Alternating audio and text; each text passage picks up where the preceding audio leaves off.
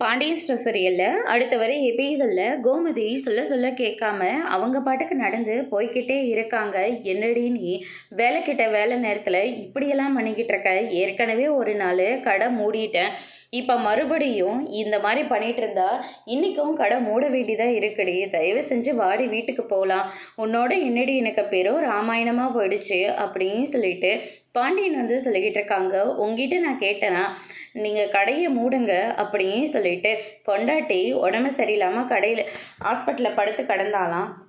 இவர் கடையை மூடிட்டேன்னு சொல்லி பெருமையாக வேற பேசிக்கிட்டு இருக்காரு. அதிலும் என்னால் வியாபாரம் போச்சான்.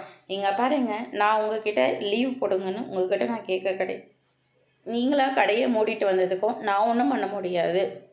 தேவையில்லாமல் என் பின்னாடி வந்துட்டு இருக்கிறதுக்கு பதிலாக நீங்கள் போயிட்டு உங்களுடைய வியாபாரத்தை பாருங்கள் அப்படின்னு சொல்லிட்டு கோமதி சொல்லிக்கிட்டு இருக்காங்க. இப்படி வீட்டில் இல்லாமல் இப்படி நீ நடந்துக்கிட்டு போயிட்டே இருந்தால் நான் மட்டும் எப்படி போய் நிம்மதியாக வியாபாரத்தை பார்க்க முடியும்? ஏன்டி இப்படியெல்லாம் பண்ணிட்டுற? சொன்னால் புரிஞ்சிக்கவே மாட்டிக்கிற நீ அப்படின்னு சொல்லிட்டு நம்ம பாண்டியன் சொல்லிக்கிட்டு இருக்காங்க. யார் நான் சொன்னால் புரிஞ்சுக்க மாட்டேன்றேன்னா நீங்கள் தாங்க என்ன புரிஞ்சுக்க மாட்டேங்கிறீங்க அப்படின்னு சொல்லிட்டு ரொம்பவே ஃபீல் பண்ணி பேசிக்கிட்டு இருக்காங்க.